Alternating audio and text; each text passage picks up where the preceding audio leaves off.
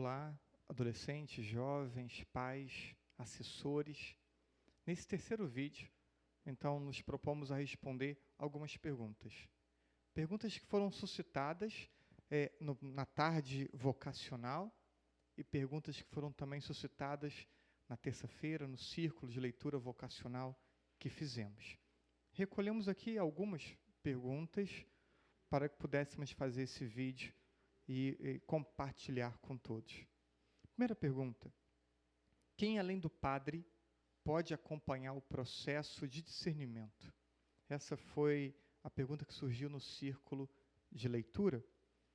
O padre, religiosos, religiosas, leigos, o que importa é que a pessoa seja bem preparada para realizar o processo de acompanhamento. Então, mesmo um leigo bem preparado tem total condições de colaborar nesse serviço. Segunda pergunta: eu acho que tenho vocação ao matrimônio, mas o que fazer nesse tempo de espera?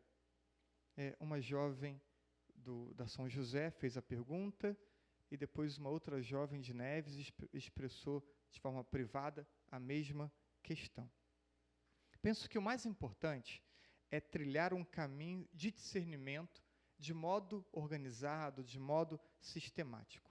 Enquanto não se define a vida, enquanto não se chega ao sacramento do matrimônio, da ordem, enquanto não se consagra a vida, todo esse tempo é tempo de discernimento.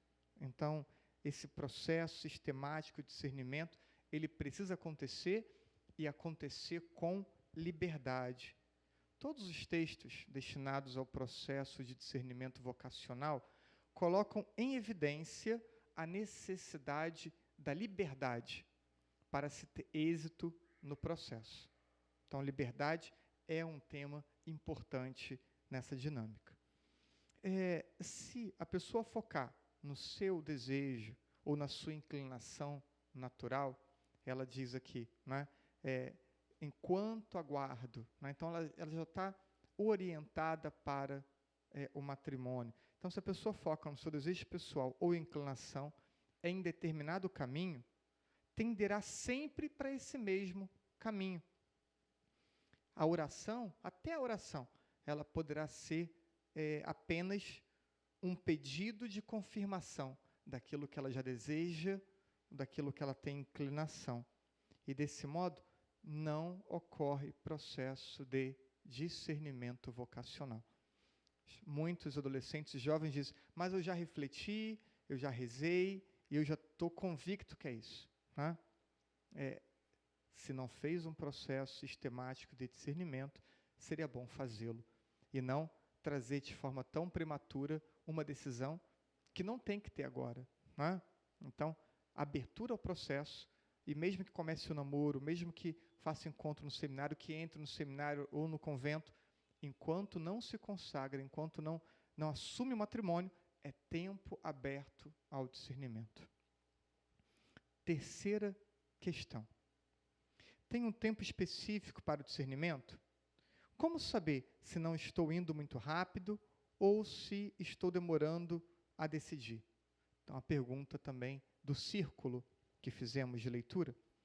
O tempo de discernimento depende de cada pessoa, da maturidade humana e espiritual que cada um tenha adquirido.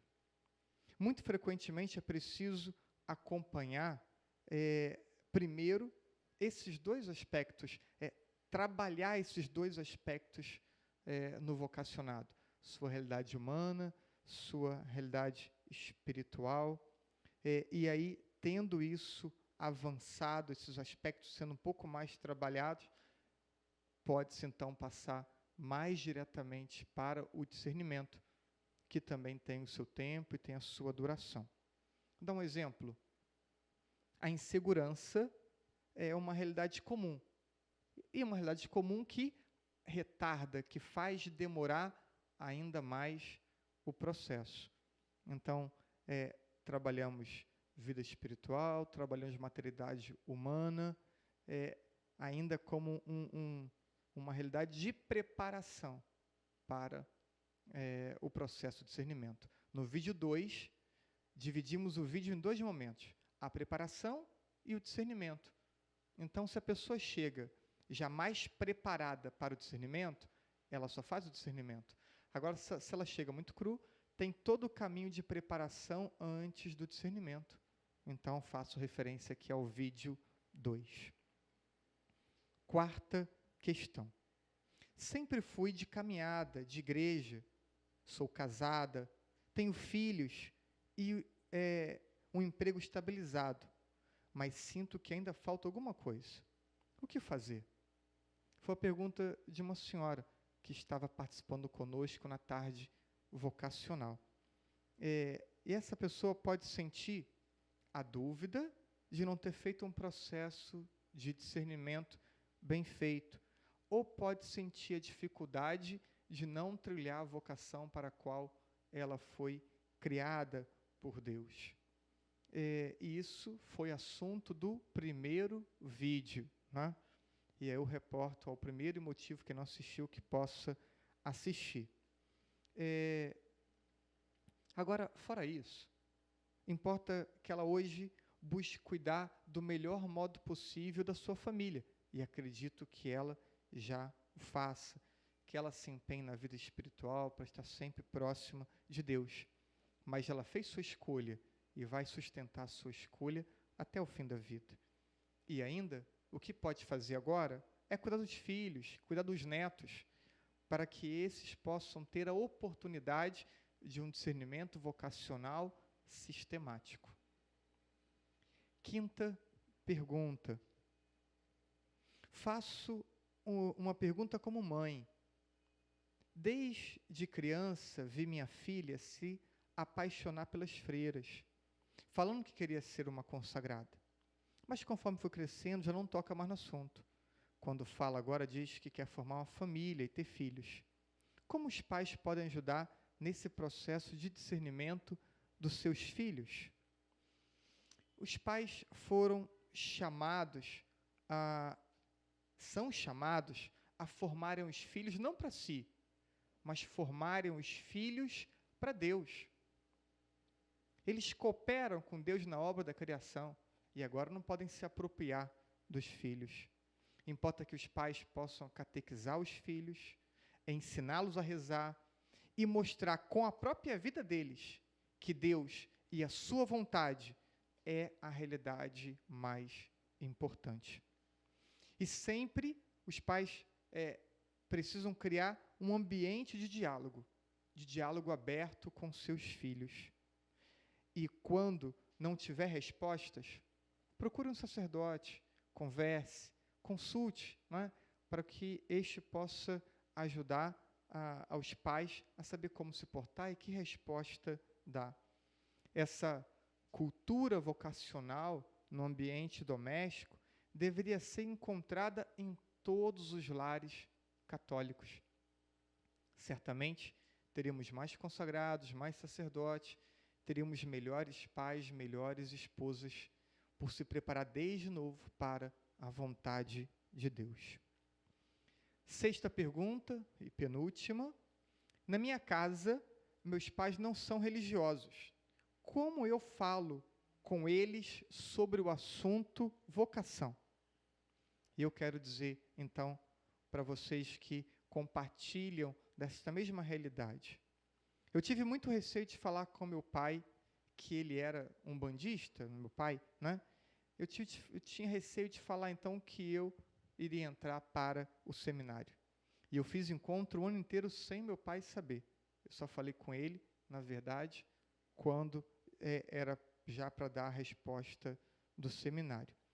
Mas ele viu o meu comportamento, via como eu me dedicava às coisas de Deus. E, bem, então, o meu comportamento, de alguma forma, foi preparando meu pai para entender qual era a vontade de Deus na minha vida. E o teu comportamento constante, piedoso, amável, certamente também irá preparar o coração dos seus pais, mesmo que não sejam católicos, para entender a importância da vontade de Deus na sua vida. Última pergunta, pegando essa sequência de perguntas que foram feitas sobre os pais, sobre as famílias. E essa pergunta foi feita por uma jovem de Neves. Como lidar se seus pais não apoiarem sua vocação? Como já disse muitas vezes em missas, em avisos, em homilias, e também falamos sobre isso, o Padre Alain falou, e eu também na tarde vocacional, no círculo, é muito comum isso acontecer. É muito comum os pais católicos, infelizmente, não apoiarem seus filhos no processo de discernimento. Isso exigirá do adolescente, do jovem, muitas virtudes: paciência, fortaleza, determinação, caridade e, sem dúvida, uma vida de oração muito sólida. Tudo isso sendo vivido e ainda tendo prática pastoral ativa, vai fazendo com que o assunto, vez ou outra, apareça. E mesmo que gere algumas pequenas tensões, o jovem não pode se esquivar, não deve se esquivar. Não pode omitir o desejo de aprofundar o discernimento e de aprofundar a vontade de Deus. Vemos adolescentes e jovens enfrentarem seus pais por muitos motivos, e motivos errados, e motivos até perigosos. Vemos isso o tempo inteiro. Quantas queixas eu escuto de pais, né, com seus filhos com comportamentos estranhos, errados, etc. E os jovens religiosos geralmente são muito mais pacíficos, mas precisam saber a hora de se posicionar. Pouco a pouco, sempre com muito respeito e muita caridade para com seus pais, mas precisam se posicionar. E até, talvez, em algumas situações um pouco mais difíceis, também conversar com o padre, para que o padre possa, ou quem o acompanha, ver o melhor modo, o melhor momento de ir se posicionando, né? Enfim. Mas, dependendo da situação, terá que ter coragem do rompimento, como tantos santos fizeram. E continuam fazendo. Muitos que ainda respondem hoje às suas vocações, chega um momento que precisam ouvir a voz de Deus, acolher a voz de Deus, obedecer a voz de Deus. Assim fez São Francisco, que saiu de casa nu, assim fez Santa Clara, assim fez Santo Tomás de Aquino, que a família prendeu por 2 anos, e só depois ele conseguiu, depois da mãe, perceber a importância, como aquilo era importante para ele, colaborar para que ele então pudesse, entre aspas, fugir e retornar para o convento. Que Deus possa ajudar cada um de vocês, adolescentes e jovens, a trilhar o seu caminho de discernimento. Que Deus possa ajudar você, pai, mãe, a estar ao lado dos seus filhos. Deus possa auxiliar você, assessor, assessora, a exercer esse ministério tão bonito, de ser um acompanhador, de se colocar ao lado de cada jovem, de cada adolescente, desejoso de fazer a vontade de Deus. Deus abençoe a todos.